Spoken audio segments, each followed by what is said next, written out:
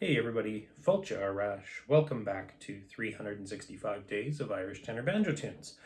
This is my New Year's resolution where I try and pick up the banjo, or I will pick up the banjo once a day and play a new tune, learn a new tune. I post it on YouTube more as accountability for myself than any sort of real tutorials. Today is day 30. Probably just going to play a pretty quick one, the Tenpenny Bit.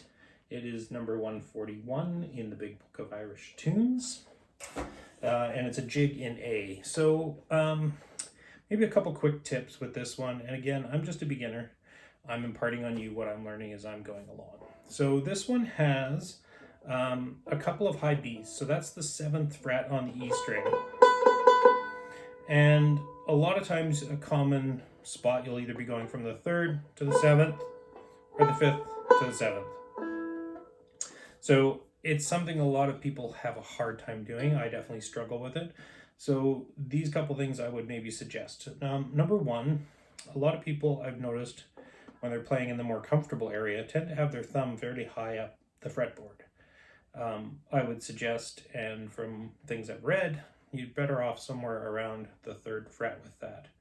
So the reason that is, so if I'm on the 5th fret and I want to reach the 7th, I can do that with my pinky if my thumb is here. If my thumb goes up to here, the rest of my hand all moves there, and now it is a very difficult stretch to get my pinky down there.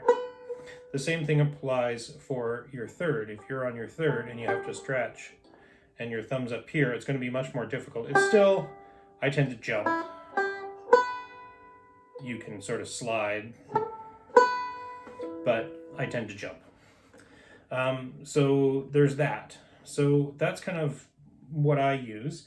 Now I am generally sight reading a lot of these songs, and this one again, I haven't played it before, haven't heard it before, so I kind of have to look at the page in order to play it.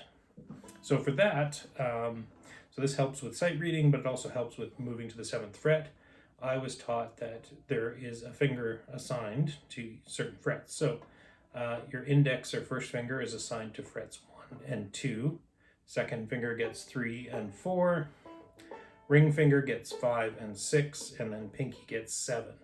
So if you keep that in mind, then it's always the same jump, right?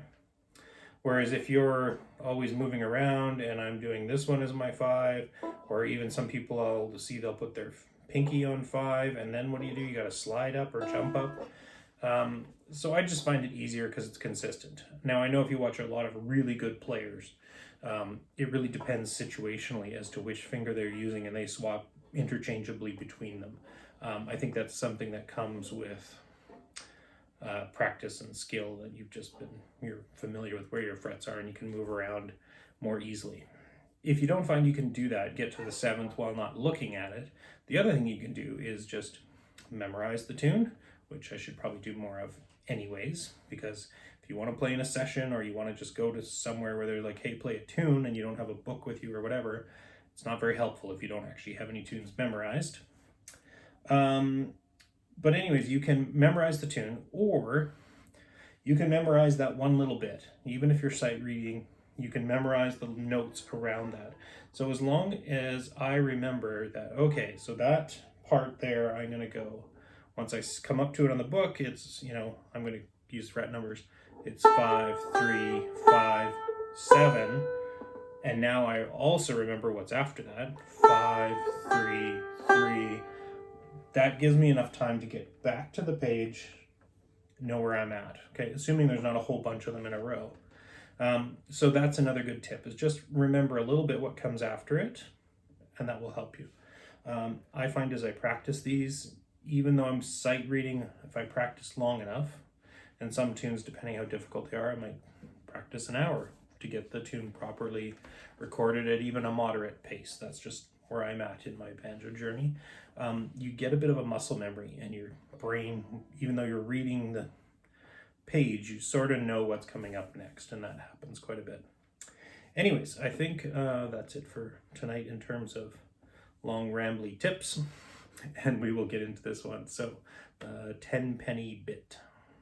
As always, first time very slow through, which is really helpful, I think, for beginners, and then we'll try and pick it up after some practice.